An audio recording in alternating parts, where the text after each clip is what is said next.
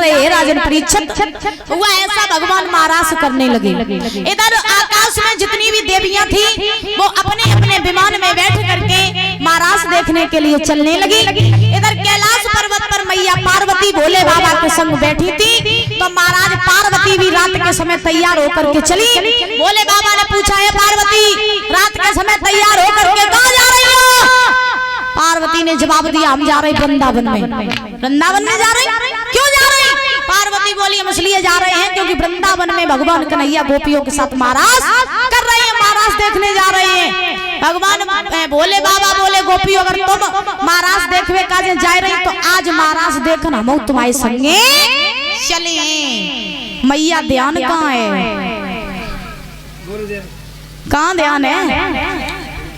अच्छा, अब जो भोले बाबा ने इतने वचन कहे, पार्वती आज हम तुम्हारे साथ में महाराज देखने के लिए चलेंगे, तो पार्वती बोली, भोले बाबा वहाँ पर महाराज देखने पुरुष नहीं जाते हैं, वहाँ पर केवल स्त्रियां ही जाती हैं, तो मेरे साथ में नहीं जा सकते हो। अब भोले बाबा बोले, पार्वती अगर स्त्री जा सकती तो ऐसा करो कि तुम हमें स्त्री बनाए ले।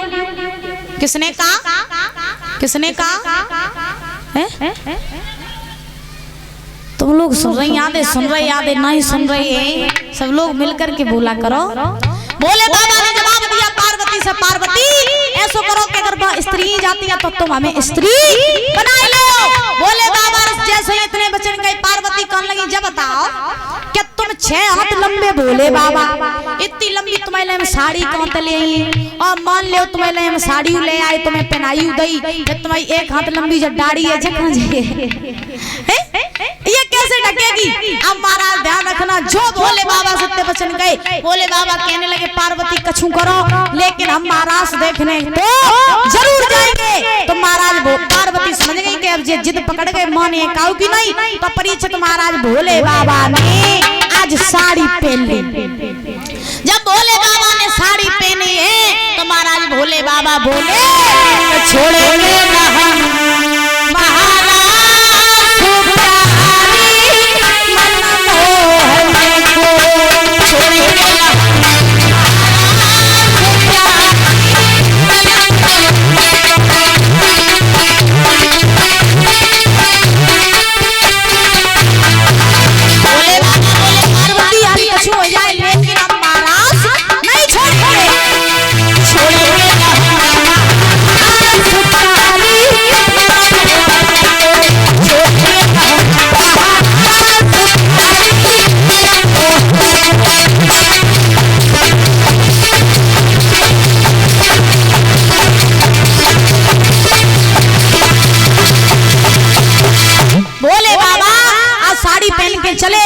परीक्षित महाराज पार्वती ने बात कही, भोले बाबा तुम्हें हमने दुल्हन तो बनाए लो, लेकिन ऐसा करियो क्या धोखे उसे काऊ से बोल न दियो, अगर तुम काऊ से बोलिए तो सब पोल पट्टी खुल जाएगी, किसी से बोलना नहीं है।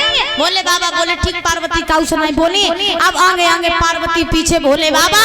परीक्षित महाराज चलते चलते वृंदावन में यमुना के किनारे पहुंच गए। जब यमुना के किनारे पहुंचे हैं, पहुंचने के बाद में यमुना जो महाराज में घुसने का एक मेन दरवाजा था, उस मेन दरवाजे पे 2 लड़कियां खड़ी रही। परीक्षित महाराज जो 2 लड़कियां खड़ी रही, सो एक ने आत्मा देखो पार्वती को, दूसरी ते कान लगोरी गुइया पार्वती आए रही, दूसरी बोली बेना पार्वती तो आ रही, लेकिन जे संग में एक को लाई रही, हाँ एक और आ रही है।